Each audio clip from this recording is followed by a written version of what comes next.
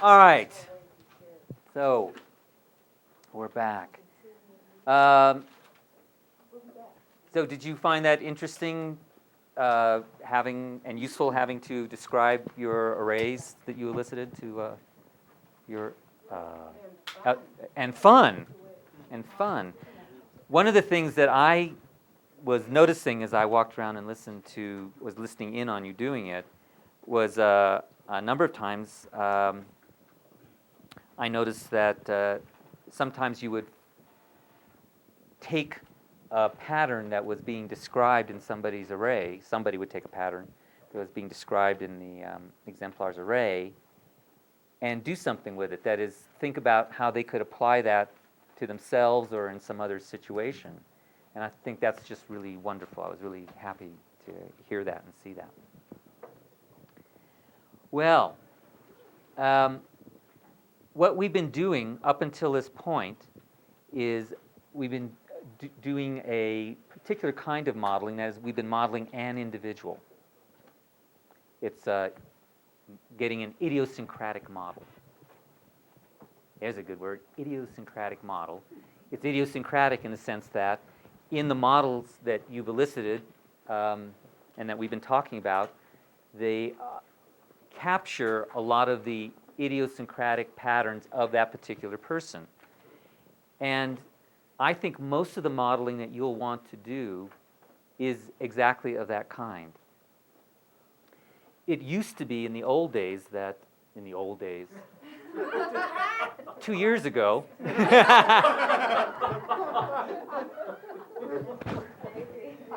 through all of the old days up until 2 years ago, the party line was that you always wanted to go for a generic model. That is, anything you wanted to model, you would find at least 3 exemplars of it, model all 3 of them, and then look for the common patterns to create what's called a generic model. And that's certainly the way I always approached it up until a couple years ago, when I had an epiphany, which went something like, what are we doing that for? Because what would happen is, by its very nature, when you create a generic model, what you are doing by comparing them is you're stripping out the individuality of each of those exemplars and leaving just as much as possible the essential bare patterns.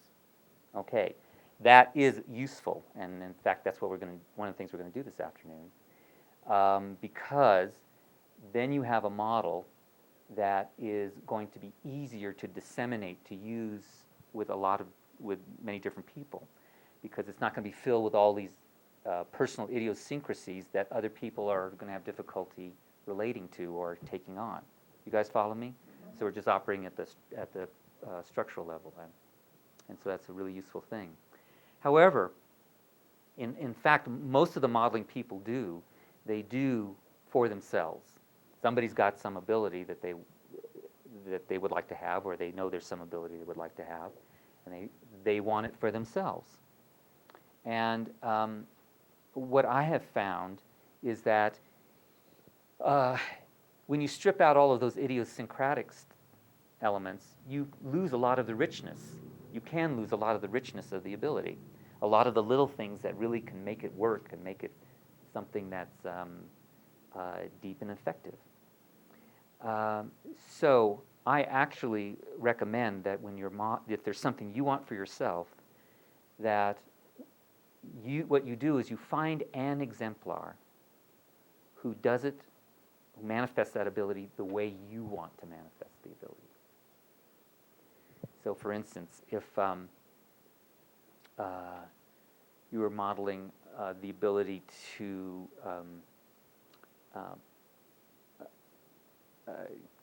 keep students in a classroom engaged, you want that ability.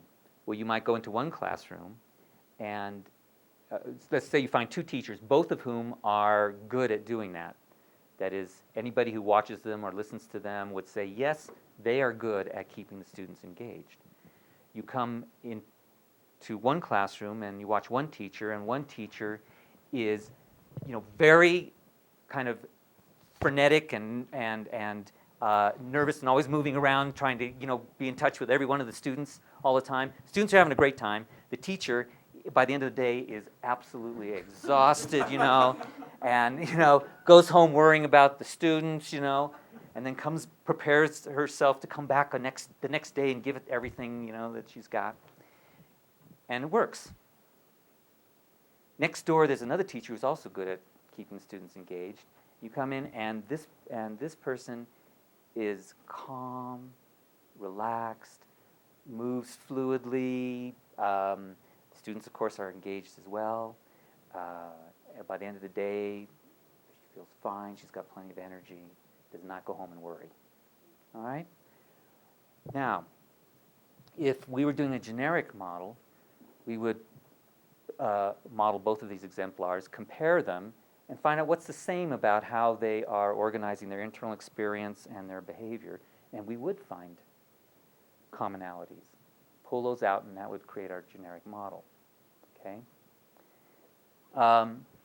But then you could lose all of the other trappings, all the other things that go around, that put meat on the bones of that structure, that would create for you either one, in this example, one way, one approach, one quality of manifesting the ability compared to the other quality of manifesting the ability. And so what I suggest that you do is if you can find an exemplar who manifests the ability in the way that you would like to, that is, with the quality that you would like to have, then that's the person for you to model, and you only need that person. Model that one person. Because you do want to take on some of their idiosyncrasies, some of the idiosyncratic patterns that they have. So that's the distinction I wanted to make there. Now, as we were talking about before, if you are wanting to create a model that you want to use across lots of individuals, then it usually is a good idea to create a generic model. By having just the structure, you leave the most room open for people to find themselves in the model. The more content there is in the model, the more you have to adjust to you. And as we'll talk about a little later this afternoon when we get to acquisition, there's a lot of considerations when it comes to doing that. So, generic model, we want to kind of strip away what's idiosyncratic and find just the essential patterns. And that's what I'd like to do with you now, first part of this afternoon. So what we're going to do is we're going to organize ourselves into 3 groups of modelers, 3 groups of 4. And what you're going to be doing is modeling the same thing in all 3 groups. And when you're done, we're going to come back together. We're going to put up what patterns you found from all 3 groups and compare them and see, is there a model we can pull out? Is there a generic model that we can pull out? Follow me? So that's what we're going to do. The question is, what are we going to model? And here's my suggestion. I think it would be interesting to model letting go of something that you're afraid to let go of.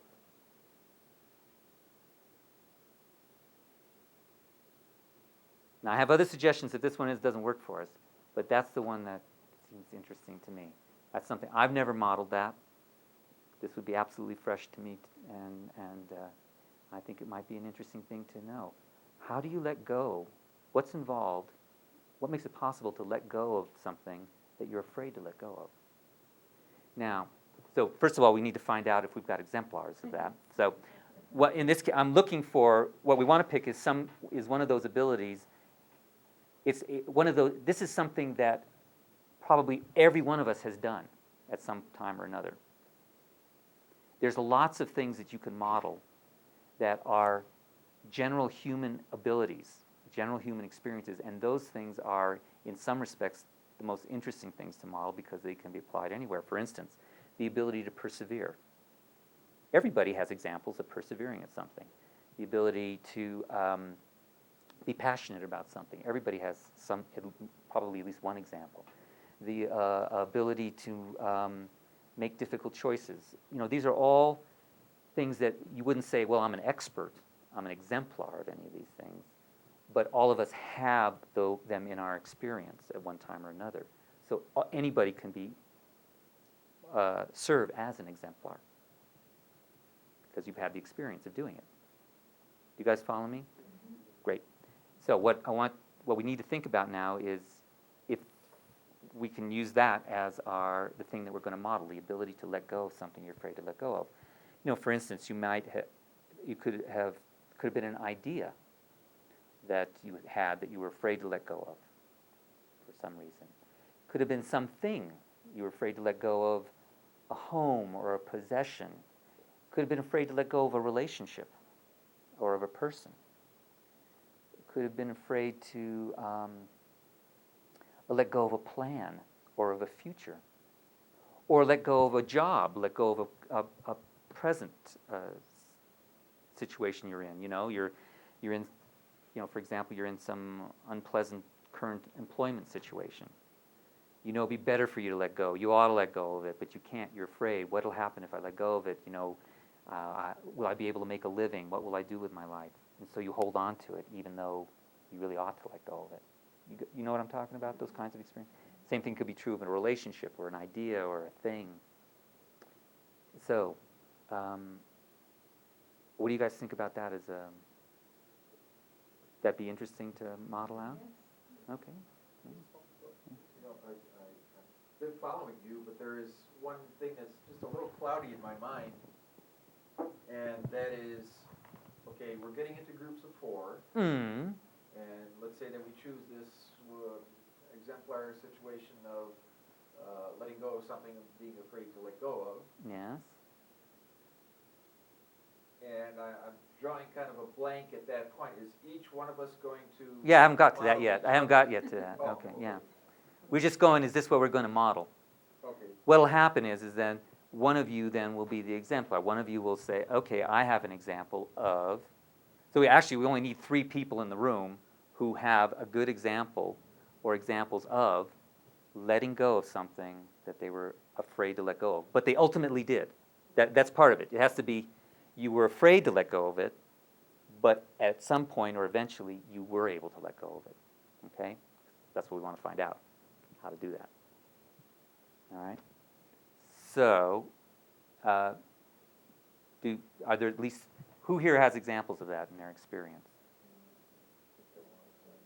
You think you have an example of that? Well, yeah. You're not filling me with confidence, Paul. So, Mike, yeah? Rachel? Yeah? Well, I have let go of something I was afraid to let go of. Okay. So we'll put me in a standby on that one. All right, you're in standby. You'll be on the bench. Well, and I think you're assuming a choice. I mean, I can look at places in my life, but the cosmic 2x4 came first, and then Well, now. then I changed. Okay, now, wait a minute. No, this is good, because part of modeling, the initial part, and in some ways, well, an absolutely essential part of modeling, is being clear about what it is you're modeling before you go to modeling it. So, is it an example of what we're talking about when there's something you ought to let go of, you're afraid to let go of it, and then something happens in the world that forces you to let go of it? Is that an example of what we're talking about? No, that's not. Then you're not letting go. So think about you're hanging by a branch, and there's a difference between having somebody come, the branch breaks and you fall, or you decide to open up your hands and drop. We're talking about opening up your hands and dropping, not that the branch breaks and you fall. So those are the kinds of examples we need, where at some point through some process you came to that place where you did let go. Well, I would just say that you did let go. You know, I don't know yet till we model it whether I would characterize it as a choice or not. It did happen though, that you let go. Yeah, I wouldn't necessarily say it's a choice. You did it. You let go. Okay? You got an example, Barbara? Okay. Well, then let's try it. All right? So we'll need to form into groups of 4 around our exemplars. Who are exemplars? You have a good one? Michael? You let go of a husband? Did you not want to let go of him? Not for 32 years. Good example. But you, And then I did. and then you did. I believe you. I believe you. Good. Mike, what's your example? We were a recovering alcoholic, and so at some point I had to give up alcohol. Uh-huh. And would you say you let go of it and you were afraid to and you let go I of was it? very afraid, yes. Yeah. And you let go of it. Yes. Okay, good. Need another one. Oh, Gene, yes. I was just thinking of stuff, but, a theater company I had, And? as a partnership with other people. And I definitely went over that. And was that easy to do? Did you okay, got it. Believe you. Okay, I think those are 3 good examples. Those will be our 3 exemplars. So what I want you to do is to form groups around those 3 exemplars. And now, you're going to be working as a team to do this elicitation. I recommend that we've got 2 boards here. I don't suppose there's a third, but perhaps some of you could, one team could take some paper and stick it up on a wall with some tape. I recommend that you have somebody recording what you're finding out, the patterns you're eliciting, on the page where everybody can see it. So you have a shared representation of what you're capturing. All right? Otherwise, you're going to end up in a mess. Okay? So feel free to, there's 2 boards here, and one group can feel free to take pages off and tape them up and take these markers.